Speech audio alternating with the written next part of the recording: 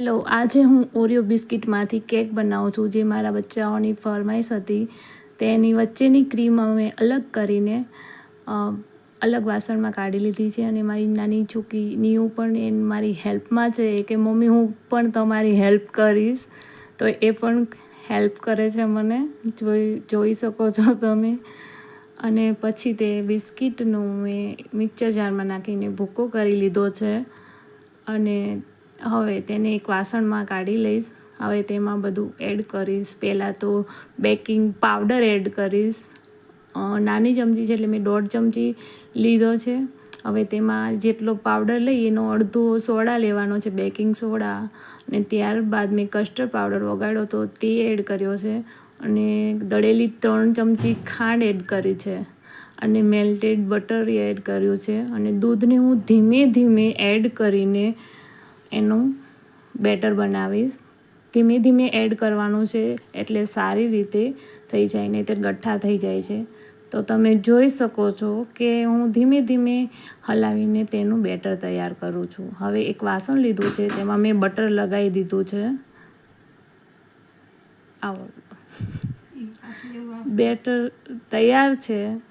હવે તેને હું એમાં એડ કરી દઈશ. હવે એને હું એક નોનસ્ટિક રાખી છે અને એમાં જાળીવાળું વાસણ રાખ્યું છે, તેની ઉપર રાખી દઈશ.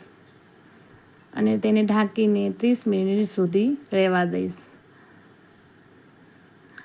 30 મિનિટ પછી જોઈ શકીએ છીએ આપણે એક સળી લઈને જોવાનું છે તો આપણી કેક તૈયાર છે.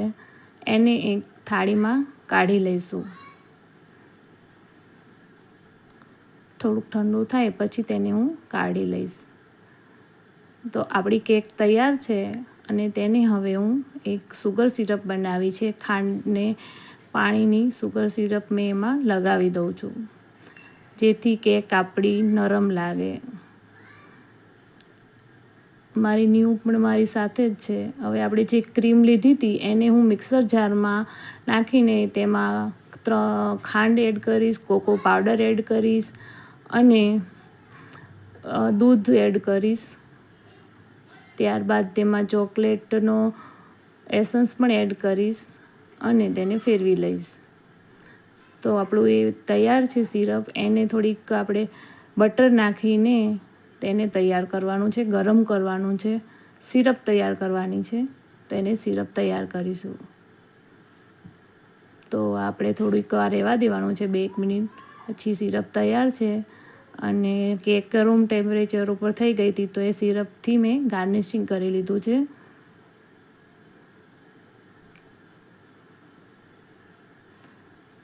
અને તેને તૈયાર છે આપણી કેક. હવે એનું ગાર્નિશિંગ કરવા માટે, વધારે ગાર્નિશિંગ માટે 2 ઓરિયો બિસ્કિટ લઈશ. એની ઉપર હું લગાવી દઈશ. મારી નીયુ કહે છે કે એની ઉપર જેમ્સ પણ લગાવો મમ્મી, તો જેમ્સ પણ લગાવી દીધી છે. અને નીયુ પણ કહે છે કે તૈયાર છે આપણી કેક. અને 2 કલાક માટે તેને મેં ફ્રીજમાં મૂકી દીધી છે. ત્યારબાદ તેને કાઢીને થોડીક ચોકલેટ ઉપર ગાર્નિશિંગ કર્યું છે.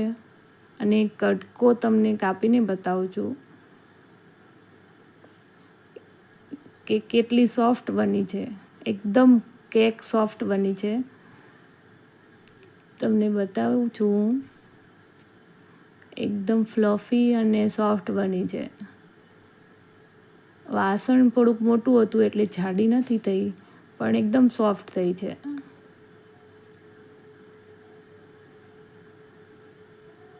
પહેલાં જ હું મારી નીયુને ખવડાવીશ, કેમ કે એને જ કેક બનાવવાની પહેલી ફરમાઈશ હતી. તો પહેલાં નીયુને ખવડાવીશ અને કહેશે કે મસ્ત છે મમ્મી. તો તૈયાર છે આપણી કેક. Thank you.